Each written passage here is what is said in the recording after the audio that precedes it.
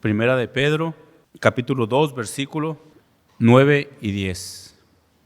Y dice así su palabra: Mas vosotros sois linaje escogido, real sacerdocio, nación santa, pueblo adquirido por Dios, para que anunciéis las virtudes de aquel que os llamó de las tinieblas a su luz admirable. Verso 10.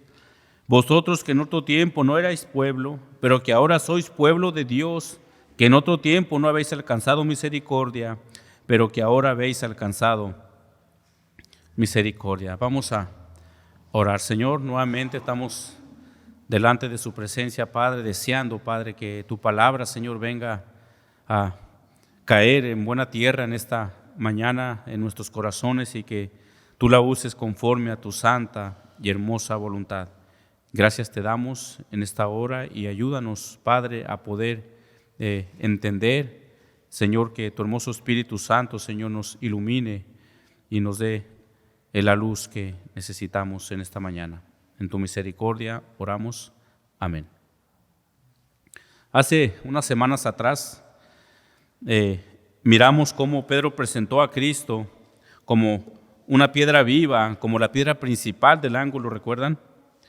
Aprendimos acerca de que la piedra angular no se alinea a nada, sino todo se alinea conforme a esta piedra angular. También hablamos sobre las personas que en lugar de tener a Cristo como esa piedra angular donde todo tiene que ir alineado conforme a la voluntad de Él, las personas establecen sus propios principios personales y esperan que sea Dios quien se alinee a ellos. Quieren poner a Dios condiciones para que Dios se alinee a ellos y no ellos a Dios.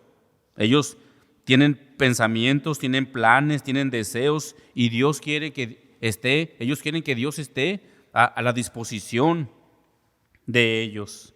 Y en esta mañana vamos a mirar un contraste que Pedro hace de las personas que no creen y las personas que creen, y como estas últimas que creen obtienen una identidad delante de Dios.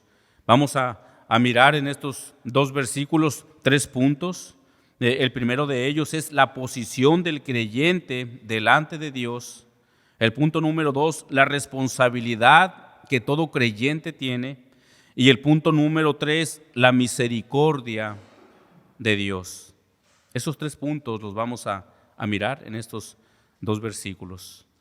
¿Y quién de nosotros, hermanos, cuando éramos niños, cuando se hacían equipos, ya sea de fútbol, de béisbol, de básquetbol, siempre en esos equipos o siempre nuestros amigos, siempre había jóvenes o niños que sobresalían a jugar, sabían jugar más que otros?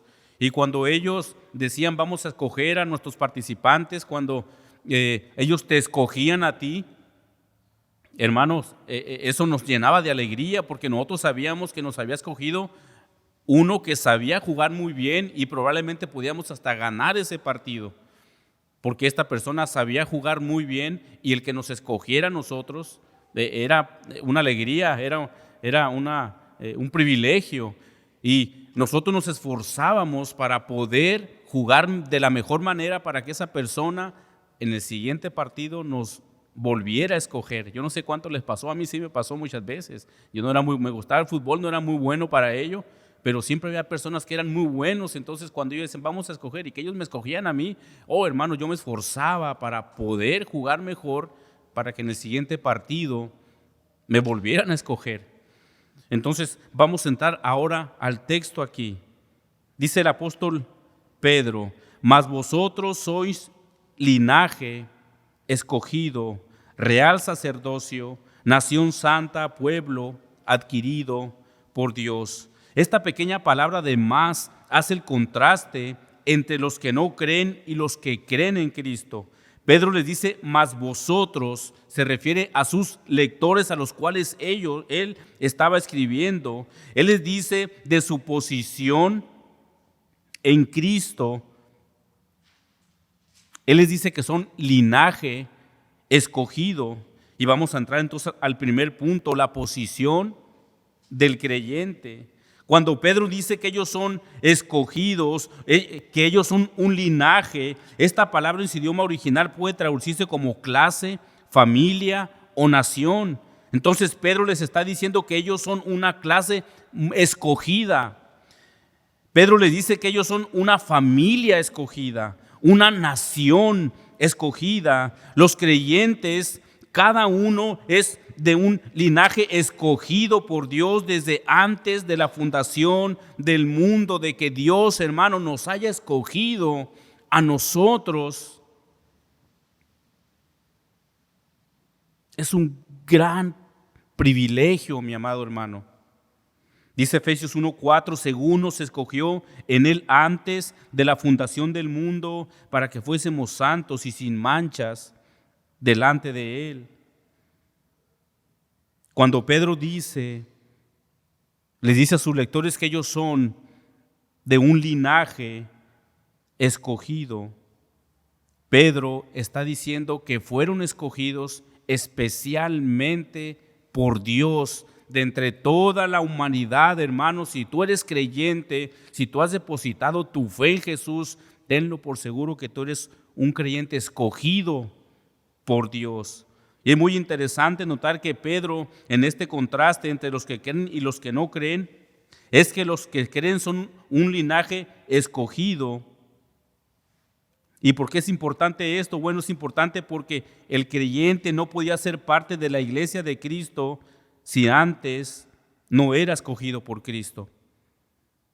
Es por eso que, hermanos, que en muchas de las iglesias hay personas que no son creyentes.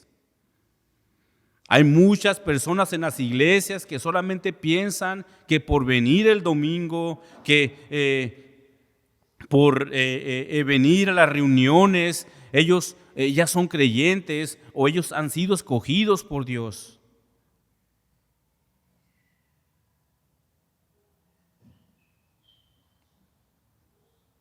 Únicamente el creyente es parte del cuerpo de Cristo, que es la iglesia, cuando Él escoge a esa persona.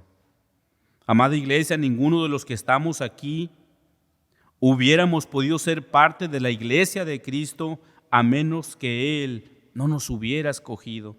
Todo creyente verdadero ahora es parte de ese linaje escogido por Dios y por lo tanto es parte de la iglesia del Señor Jesucristo.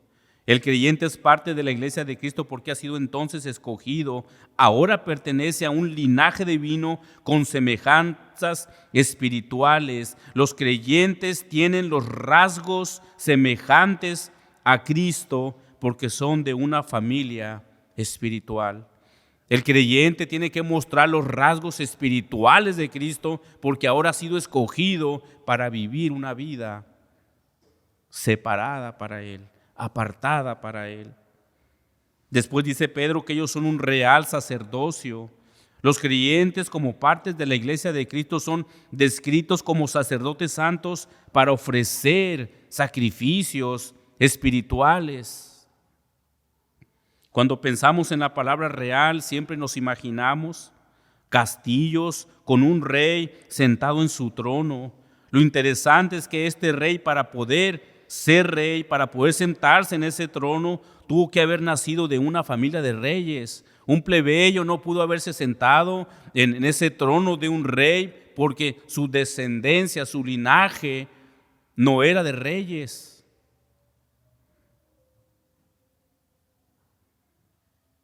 Pero cuando Pedro dice que todo creyente es un real sacerdocio, es porque es nacido en una familia real.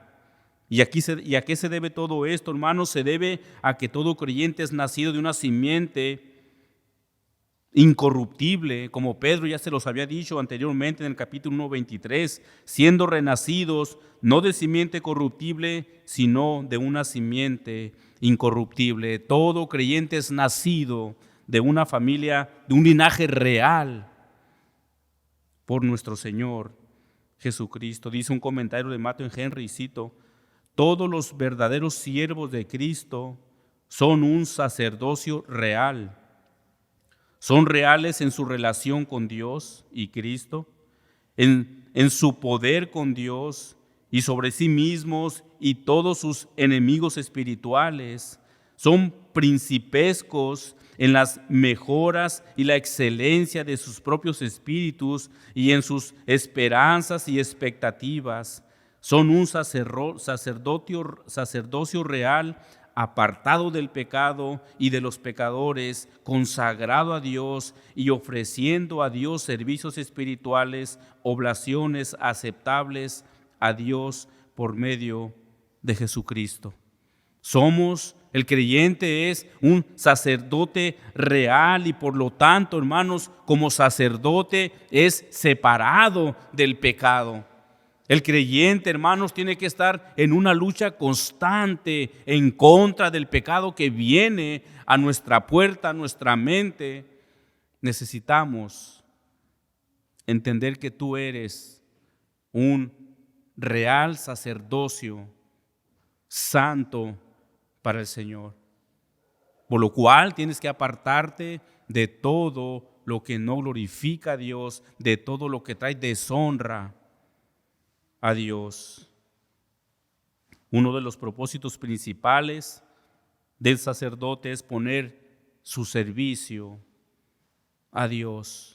Como creyentes, hermanos, y como iglesia local que somos, tenemos esa responsabilidad enorme de poner nuestro servicio para la gloria de Dios. Somos un cuerpo y cada parte del cuerpo tiene una función especial. Y como creyentes, sacerdotes, debemos presentar nuestro servicio al Señor. Pongan sus ojos ahí en la siguiente frase. Dice que Pedro le dice a sus lectores que ellos también son una nación santa. El apóstol Pedro recuerda a sus lectores que ellos son una nación santa en medio de las otras. Ellos no son iguales a las demás naciones. Recordemos que las demás naciones eran paganas e idólatras y aún todavía, hermanos, en este tiempo hay naciones que practican algunas de estas cosas. Tienen ídolos y los veneran, los adoran. Pero cuando Pedro dice que ellos son una nación santa, sugiere que la comunidad de creyentes es apartada o consagrada para un propósito divino. En el contexto del Nuevo Testamento, esto ya refleja la enseñanza de que a través de la fe en Jesucristo, los creyentes entonces son separados y dedicados para servir a Dios y cumplir su hermosa voluntad. Hermano, ¿estás cumpliendo la voluntad de Dios? ¿Estás llevando una vida de santidad delante de Dios? No delante del pastor, no delante de tu propio hermano, que es bueno y debemos hacerlo. Pero nuestra tarea y nuestro trabajo principal es siempre buscar la gloria de Dios.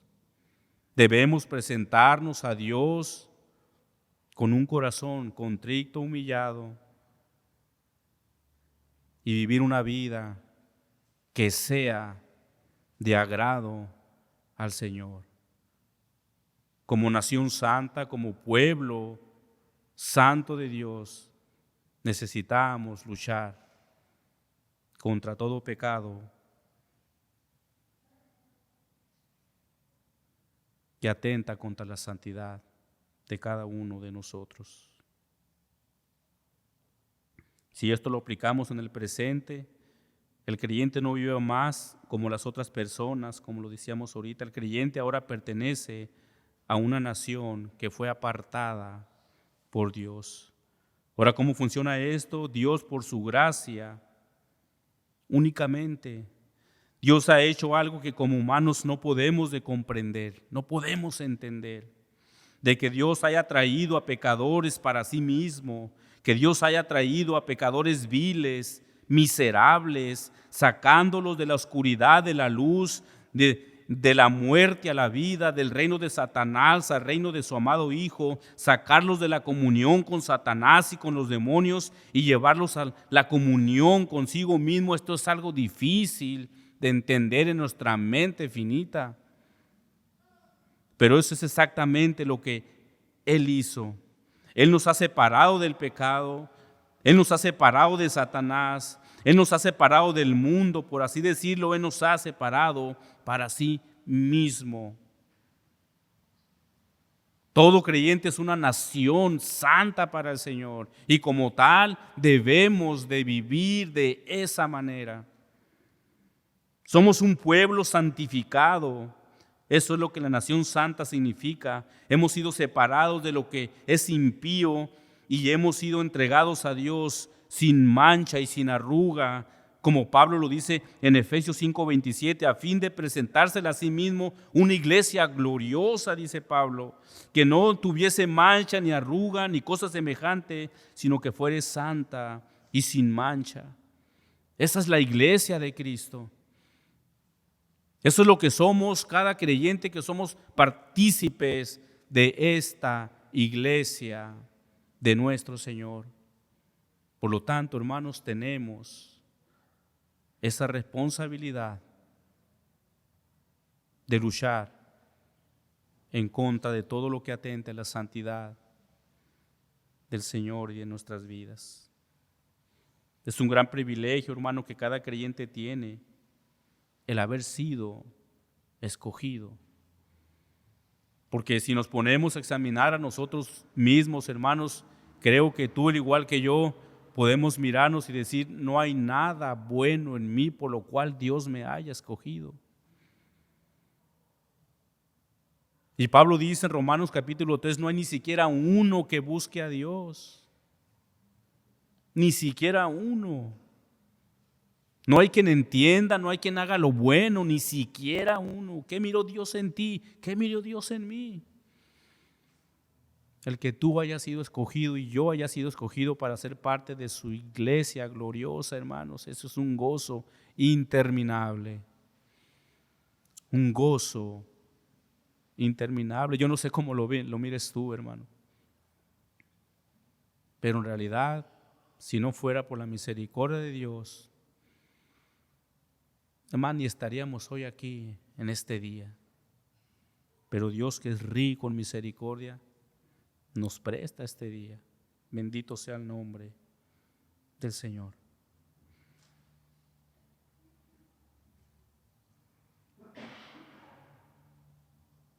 Hasta aquí dice Pedro que ellos son linaje escogido, real sacerdocio y una nación santa. Pero aún hay más, dice Pedro a sus lectores, que ellos son un pueblo adquirido por Dios.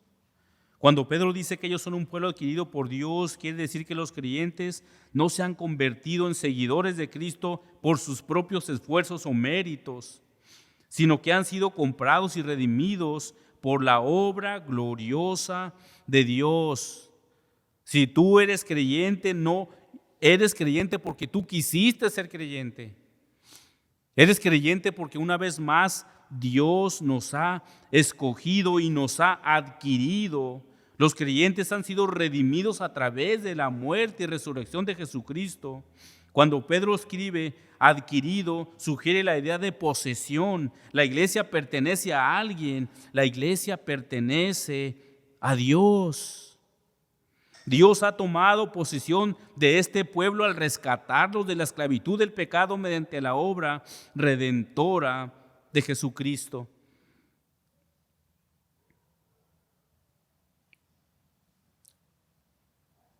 Los creyentes son considerados propiedad especial de Dios. Pedro está enfatizando que los creyentes no simplemente es un grupo de personas que eligieron seguir a Cristo, sino que son un pueblo especial que Dios ha redimido y adquirido para sí mismo. La iglesia del Señor tiene un amor especial por Dios, tanto que Él mismo la ha comprado para sí mismo. El Señor nos ha comprado con su propia sangre. Cada uno de los que son llamados a salvación tuvieron un costo. Esta salvación no fue gratis en un sentido. Para nosotros, por la misericordia de Dios, depositando su fe en Él, nos es gratis. Pero esto fue un costo muy alto para que nosotros pudiéramos tener esa salvación. Los creyentes no son un pueblo adquirido de gratis, se tenía que pagar un costo. Y en este caso el pago fue la sangre del Cordero de Dios en la cruz del Calvario. Pedro ya había dicho esta gran verdad en el capítulo 1, versículo 18 y 19. Dice, sabiendo que fuiste rescatados de vuestra vana manera de vivir, la cual recibiste de vuestros padres, no con cosas corruptibles como oro o plata, sino con la sangre preciosa de Cristo, como un cordero sin mancha y sin contaminación. El precio de nuestra salvación fue la sangre derramada en la cruz del Calvario.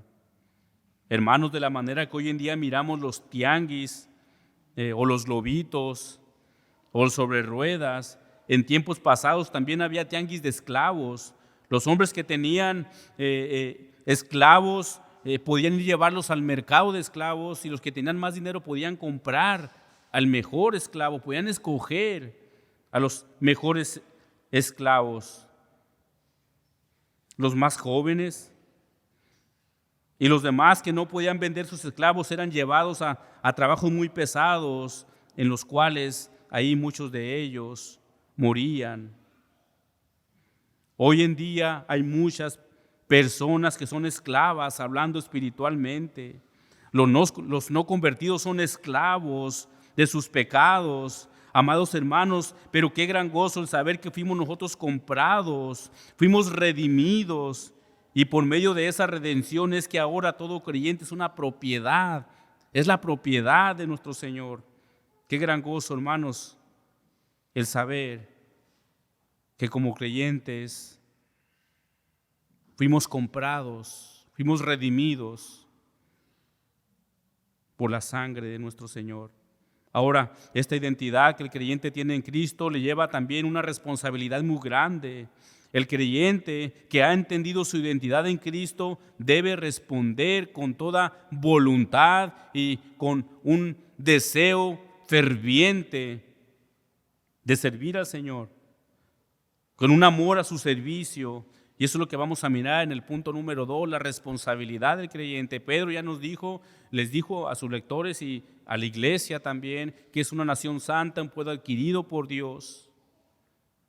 Pero también hay una responsabilidad que como iglesia tenemos. Y esa la vamos a mirar en la siguiente frase del versículo 9. Dice, para que anunciéis las virtudes de aquel que os llamó de las tinieblas a su luz admirable. La Nueva Versión Internacional lo traduce así, para que proclamen las obras maravillosas de aquel que los llamó de las tinieblas a su luz admirable. La responsabilidad entonces de todo aquel que haya sido linaje escogido, real sacerdocio, nación santa y pueblo adquirido por Dios es salir y proclamar esas maravillas de las obras de Dios. Todo creyente tiene esa hermosa responsabilidad de salir a las calles y proclamar vocalmente las virtudes, hechos, poder, gloria, sabiduría, gracia, misericordia, amor y santidad maravillosa de nuestro Señor. ¿Cómo puede un creyente, hermanos, callar y estar estático con estas grandes verdades del Evangelio?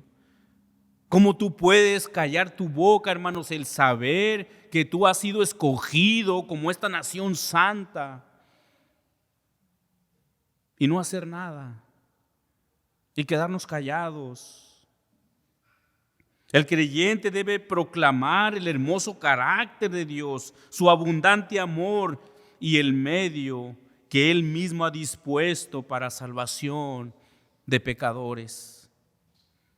Amada iglesia, como parte de la iglesia de Cristo tenemos esa gran responsabilidad. Es por eso que nos esforzamos, hermanos, y decir esforzamos, pero debe de ser un deseo ferviente de salir a evangelizar. Lo hacemos una vez por mes.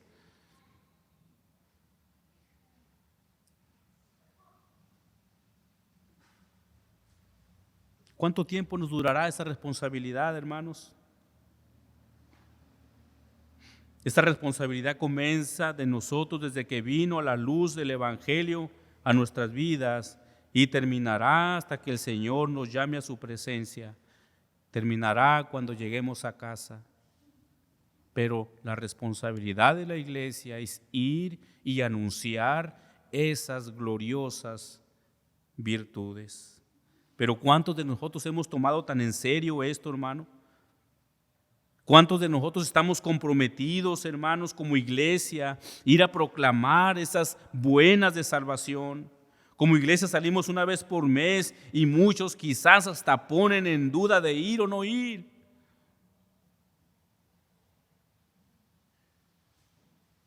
Muchos ponemos unas y mil excusas con tal de no ir y decimos que somos creyentes, hermano.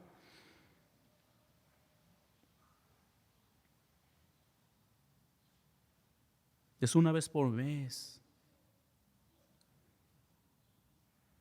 Y muchas de las veces hay dudas en nuestro corazón, ¿iré o no iré? La iglesia del Señor tiene que estar comprometida, hermanos. Fuimos un pueblo adquirido por Dios. Él nos compró. Pertenecemos a Él, ya no a nosotros mismos. Mas ya no vivo yo, dice Pablo, mas Cristo vive en mí. Necesitamos, hermanos, como iglesia, tomar esta responsabilidad tan en serio, muy en serio. Porque primero es el mandato de Dios. ¿Recuerdan Mateo 28? Es el mandato de Dios. Lo miramos a través de la Escritura. Muchas personas, hermanos, cada día, cada minuto y quizás cada segundo, hermanos, van camino al infierno. Y es nuestra tarea entonces llevar, hermanos, esa luz, proclamar las virtudes de ese Dios poderoso que ha provisto a los hombres por medio de Jesucristo su salvación. Pablo escribe en Romanos 10:14, ¿cómo pues invocarán a aquel en el cual no han creído? ¿Y cómo creerán en aquel de quien no han oído? ¿Y cómo oirán sin haber nadie quien les predique? Es el trabajo de nosotros, hermanos. Y les animo en esta hermosa mañana a que, como decimos, nos pongamos las pilas y tomar esta tarea tan en serio. Es el mandato de Dios. Y cuando no lo hacemos, estamos desobedeciendo a Dios. Necesitamos urgentemente hacerlo. Estas palabras de Pablo deben mover, hermano, nuestras entrañas y ponernos en acción y llevar esa luz del Evangelio. Dios adquirió a la iglesia como posesión suya para que sus miembros pudieran reflejar el carácter divino de Dios en sus propias vidas, para que proclamen la bondad y la misericordia de Dios a los hombres. Ese es el llamado de la iglesia de Cristo. ¿Cómo conocerán a aquel si no vamos? Necesitamos ponernos en acción.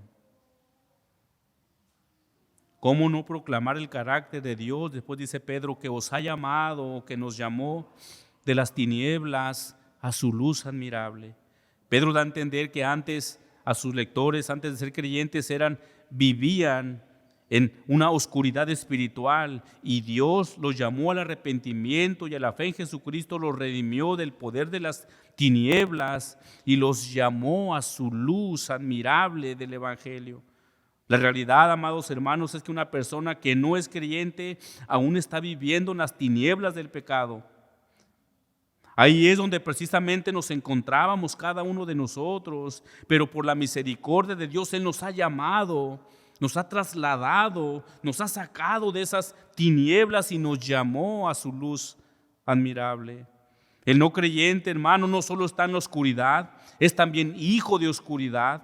Antes de Cristo estábamos caminando en tinieblas Y no solo estábamos caminando en tinieblas, sino que amábamos también las tinieblas. Entonces la profundidad de las tinieblas es inmensa y Dios en su gracia simplemente nos llama de las tinieblas debido a su propio deseo de hacerlo.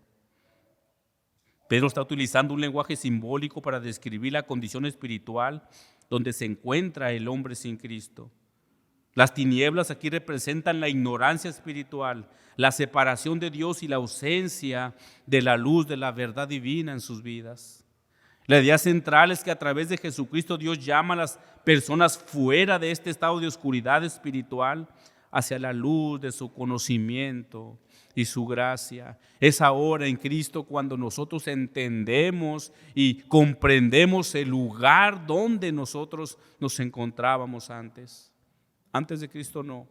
Antes de Cristo el hombre se siente muy bien, muy cómodo en sus pecados, amando las tinieblas, pero es cuando Cristo los llama a su luz admirable, es cuando ahora entendemos en qué densa oscuridad estábamos, hermanos. Este llamado implica la invitación divina a la salvación. También es una relación transformadora con Dios y una comprensión más profunda de su voluntad y propósito para la vida. El creyente entonces es llamado de esas densas tinieblas a la luz admirable. Y amado amigo que estás aquí, quiero que pongas mucha atención a lo que voy a decir, ya que esto es muy crucial para tu vida. Mira, si aún no te has arrepentido de tus pecados, si aún no has depositado tu fe en Jesucristo, aún estás en esas densas tinieblas de pecado. Y no hay nada que te pueda librar de esas densas tinieblas de pecado, de ese lago de fuego, a menos que la luz del Evangelio interfiera y la gracia de nuestro Señor te llame de esas luz, de esas tinieblas, a su luz admirable. Amado amigo, debes de arrepentirte y creer en Jesucristo como el Salvador y Señor de tu vida, ya que Cristo es el único medio para poder ser trasladado de esas tinieblas a la luz admirable del Evangelio. No esperes más, no esperes más.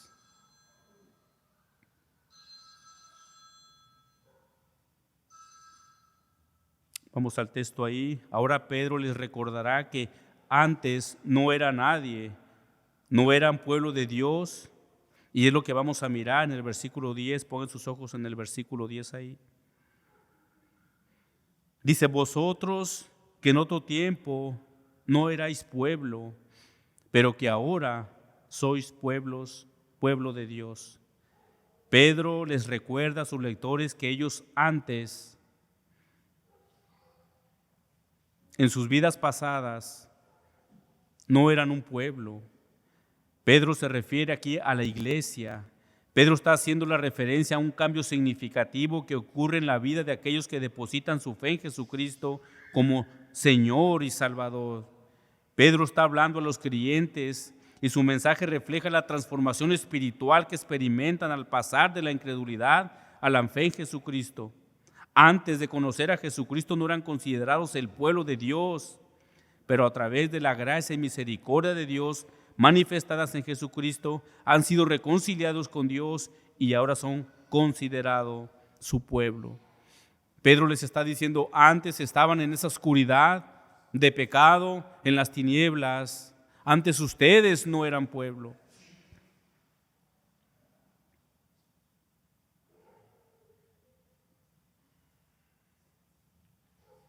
Dice la siguiente frase: pero ahora sois pueblos de Dios. Este cambio implica varios aspectos.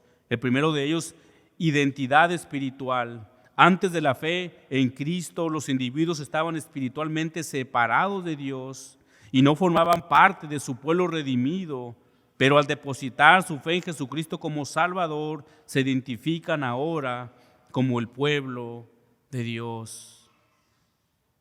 Ahora, amado hermano, eres un pueblo de Dios. La reconciliación, la expresión de Pedro al escribir, habéis alcanzado misericordia, destaca el acto de la gracia divina mediante la cual los creyentes han sido perdonados y reconciliados con Dios a través de la obra redentora de Jesucristo. La familia de Dios, al convertirse en el pueblo de Dios, los creyentes son considerados ahora parte de una familia espiritual. Esta nueva relación implica derechos y privilegios, así como responsabilidades de cada uno de nosotros. Antes no eras pueblo, dice Pedro, ahora sois pueblos. El creyente ahora tiene un lugar en ese pueblo especial de Dios, y es solo por la pura gracia y misericordia de Dios. Es lo que Pedro dice más adelante en la segunda parte del versículo 10. Dice Pedro: ustedes que en otro tiempo no habéis alcanzado misericordia, pero ahora habéis alcanzado misericordia. Estar sin esta misericordia es un estado espantoso. Aunque el hombre tenga todos los placeres de este mundo, el hombre puede tener todo lo que el mundo ofrece: dinero, carros, cosas materiales, y el hombre se esfuerza diariamente a obtener todo esto, pero sin este atributo hermoso de la misericordia de Dios, el hombre es el más miserable y pobre en este mundo. El hombre puede tener todo lo que desee su corazón, esforzarse a poder obtener todo lo que su corazón le está demandando y quiere tener más, pero sin la misericordia de Dios, este hombre es el más pobre e infeliz. Es el más miserable de todo el mundo, aunque tenga todo lo materialmente hablando. El libro de los Salmos está lleno de las afirmaciones de la misericordia de Dios. Y únicamente por nombrar algunos de ellos, Salmos 57:10 dice: porque grande es hasta los cielos tu misericordia y hasta las nubes tu verdad. ¿Quién puede medir, hermanos, la altura de la tierra al cielo? Es imposible. Mas sin embargo, la misericordia de Dios es bastante grande. Salmo 103:11, porque como la altura de los cielos, la tierra engrandeció su misericordia sobre los que le temen. Es muy importante notar que Dios haya dado misericordia a un pequeño grupo de personas en este mundo. La Biblia habla de dos tipos de misericordias divinas. La primera de ellas puede ser una misericordia general, como el Salmo 145:8 dice: clemente y misericordioso es Jehová, lento para la ira y grande en misericordia. Bueno es Jehová para con todos, y sus misericordias sobre todas sus obras. Incluso Jesús mismo dice en Mateo 5:45: para que seáis hijos de vuestro Padre que está en los cielos, que hace salir su sol sobre malos y buenos, y que hace llover sobre justos e injustos. En la misericordia común de nuestro Señor, Él demuestra la paciente piedad de Dios y la tolerante compasión hacia los pecadores. Dios manda el sol y la lluvia para justos e injustos, y en su misericordia, aunque el mundo se mofa de Él, Él es paciente, y la misericordia de Él aún está en ellos. Salmo 86:15: mas tú, Señor, Dios misericordioso y clemente, lento para la ira y grande en misericordia y verdad. Pero la clase de misericordia a la cual se refiere aquí Pedro es la clase de misericordia que salva, esa misericordia que rescata al pecador del lago de fuego, esa misericordia que da vida al muerto espiritual, es la misericordia con la cual a nosotros nos ha llamado de esas densas tinieblas a su luz admirable. Un diccionario teológico describe la misericordia de Dios de esta manera, y cito: la misericordia de Dios como uno de los atributos comunicables de Dios. La misericordia expresa la bondad y amor de Dios por el culpable y miserable. Incluye la piedad, compasión, gentileza y paciencia. Fin de la cita. ¿Quién podrá entender la misericordia de Dios? Ahora, todo creyente de todos los tiempos son parte, hermanos, ahora de esta familia espiritual, de este pueblo que ha sido escogido y se debe únicamente a la misericordia de Dios. Como creyentes, hermanos, entonces tenemos una nueva identidad. Somos linaje escogido, somos real sacerdocio, somos nación santa y somos un pueblo adquirido por Dios, y con eso nos lleva a una gran responsabilidad. Tomemos la responsabilidad que nos toca y no forzados. Debemos de hacerlo con todo nuestro corazón y prontitud. Somos escogidos por Dios. Así como cuando niño nos escogió esa persona para que jugáramos con él, nos traía gozo o alegría, hablando humanamente. ¿Te imaginas que haya sido escogido para ser el pueblo especial de Dios, hermanos? Eso es para saltar de alegría. No es para quedarnos en las bancas escuchando únicamente. Tenemos que salir, tenemos que hacer algo como iglesia. Si tú has sido escogido por el Señor, hermano, tiene que traerte un gozo que no quepa en tu corazón.